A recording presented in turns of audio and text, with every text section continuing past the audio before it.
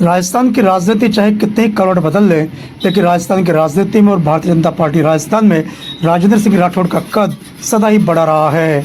वे भाजपा के बड़े नेताओं में शुमार रहे हैं और आज भी हैं। ऐसे राजेंद्र सिंह राठौड़ शनिवार को दौसा दौरे पर रहे। इस दौरान उन्होंने सर्किट हाउस में मीडिया कर्मियों के साथ वार्ता की और अपने अनुभव शेयर किए। मीडिया कर्मियों के विभिन्न सवालों को जवाब देते हुए उन्होंने हर बिंदु पर पार्टी का रुख क्लियर किया, स्पष्टता के साथ अपनी बात रखी। साथ ही विभिन्न सवालों के जवाब उन्होंने ऑफ कैमरे भी दिए। इस अवसर पर हनुमान बेनीवाल के बारे में एक सवाल पूछने पर उन्होंने बड़ी बेबाकी और साफ गोई के साथ अपनी बात रखी। साथ ही ERCP के मुद्दे पर भी उन्होंने बखूबी अपनी बात रखते हुए कहा कि भारतीय जनता पार्टी का स्टैंड बिल्कुल क्लियर है। जल्दी ही ERCP का काम शुरू होगा और लोगों को पानी मिलेगा और प्यास बुझेगी। इसके साथ ही बाजरे को MSP से बाहर करने के मुद्दे को लेकर भी उन्होंने कहा कि यह सही है कि हमने इस मुद्दे को लेकर आंदोलन किया था और मैंने मुख्यमंत्री भजन लाल जी को इस संदर्भ में पत्र भी लिखा है। कार्यक्रम के दौरान उन्होंने विभिन्न मुद्दों को क्लियर किया, पार्टी के स्टैंड पर अपनी बात रखी और पार्टी के मुद्दों को आगे बढ़ाते हुए पूरा विस्तार दिया। सर, हनुमान बेनीवाल का एक बयान आया था कि सब इंस्पेक्टर भर्ती परीक्षा इसलिए निरस्त नहीं हो रही कि कुछ मंत्री और विधायकों की गर्लफ्रेंड इसमें। देखिए, हनुमान बेनीवाल जी क्या बयान किस लक्ष्य के साथ दे, उन पर टिप्पणी करने का मैं उचित नहीं मानता। पर मैं समझता हूं कि सांसद है, वो विधानसभा के सदस्य भी रहे हैं। इस प्रकार के बयानबाजी करके और उनको उस गरिमा को समाप्त नहीं करना चाहिए। बिना कोई बुनियाद के, बिना कोई तथ्य के हवा में बात उछाल देना, ये एक तरह से संसदीय लोकतंत्र में जहां हमारे चुने प्रतिनिधियों का बड़ा की बात को लोग गौर से सुनते हैं, उसमें हास करने का काम वो कर रहे हैं।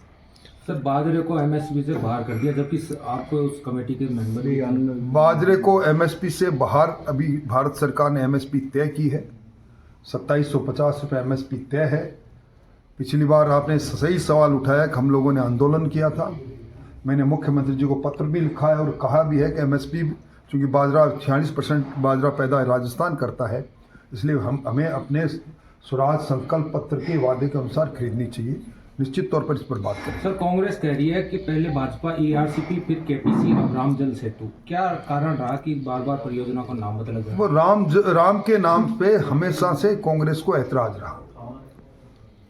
राम के नाम से जल सेतु, निश्चित तौर पर जब जल सेतु दो प्रदेशों के अंदर और आपस में समझौता होकर हम उस पानी को जो पाकिस्तान बहकर जा रहा है उसको खेत की तरफ मोड़ रहे हैं, तो उनको मैं समझता हूं उनके पेट में मरोड़ा आना बिल्कुल निश्चित है। भगवान राम का फोबिया उनके मन में है, इसीलिए उनका राम निकला। सर, बीजेपी के चुनाव बार बार डेट क्यों बढ़ानी पड़ रही है? राष्ट्रीय संगठन मंत्री आए, वो भी अल्टीमेट दे के गए, डेडलाइन करके गए। अभी मैं समझता हूं कि आने वाले माह के अंदर हमारे जिले से लेकर राष्ट्र तक सारे चुनाव संपन्न हो जाएंगे। सर, डोटासरा कह रहे हैं कि अब की बार नानी याद दिला देंगे बीजेपी को विधानसभा में। शायद डोटासरा जी को मालूम नहीं कि सामने बैठे लोग भी विधानसभा के अंदर चुन के आए लोग बैठे हैं। लेकिन वो तो कह रहे हैं आज विधानसभा का एक सत्र हो चुका है, उसमें तो कुछ कर नहीं पाए और इस बार भी कोई मुद्दा उनके पास है नहीं।